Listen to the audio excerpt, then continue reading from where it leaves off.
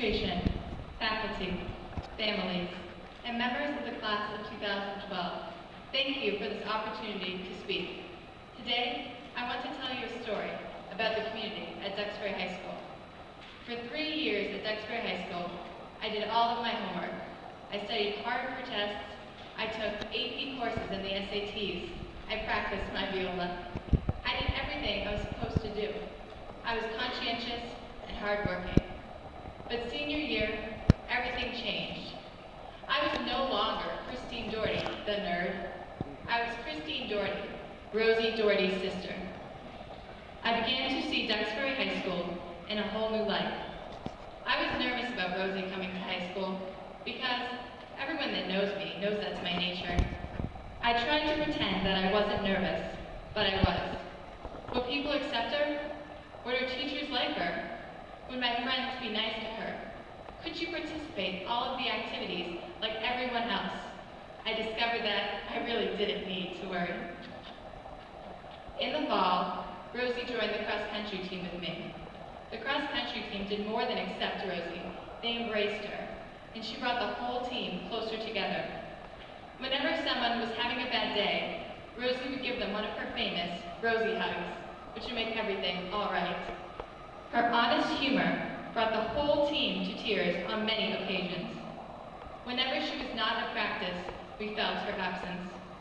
Coach McLeod hired a special coach on away meets who rode a bike beside her so that she wouldn't get lost. But during one invitational meet, no one was allowed to bike with Rosie. So Mr. McLeod had the team stand at different parts of the course to guide Rosie in the right direction. Everyone on the team wanted her to be successful and to finish every race. By the end of the season, I had watched the team help Rosie tie her shoes, or joke around with her, or let her steal their hats repeatedly. This was more than I'd ever hoped for. She was just like everyone else on the team. They completely accepted her. I want to thank all of the members of the girls and boys cross-country teams and both coaches for all of their support. The cross-country community at DHS showed us their unconditional acceptance. Then, in the winter, Rosie joined the cast of the musical. I was not involved in the musical, but during one of the performances, I was backstage, helping out. I was awestruck by the cast. They were all supportive and helped Rosie to perform her part. Cross-country was one thing. Our team only had 10 people, but there had to be at least 100 students involved in the musical. The entire cast rooted and engaged Rosie. I want to thank the cast of The King and I and Mr. Donovan. The cast and the drama community at DHS showed me how kind and supportive DHS can be. By January, when Rosie and I would be walking through the halls at school, students from all grades would say hi to her, and I would ask her, how do you know these people? Rosie is fearless and outgoing. She crossed boundaries, making friends in all different grades, classes, and activities. And because I'm her sister, so did I.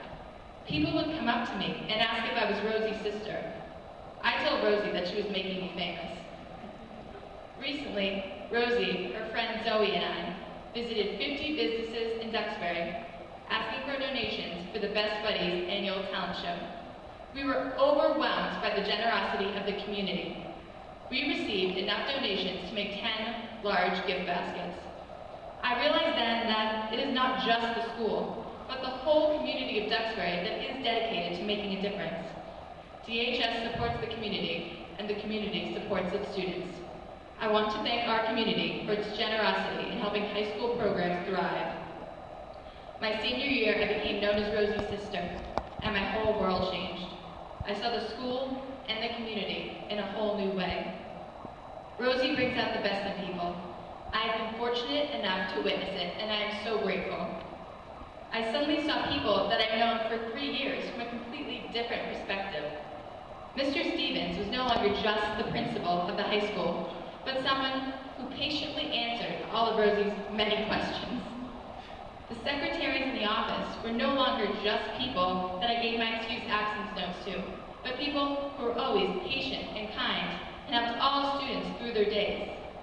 Mr. Nelson was no longer just a science teacher, but someone who would willingly accept a pie in the face. All these experiences have opened my eyes to the other side of Duxbury High School. Grades, test scores, and long lists of achievements are important, but in the end, they will not help one to become a better person or to lead a happier life. I believe that happiness stems from kindness. When people tell me that I am a good sister, it is the greatest compliment I can receive.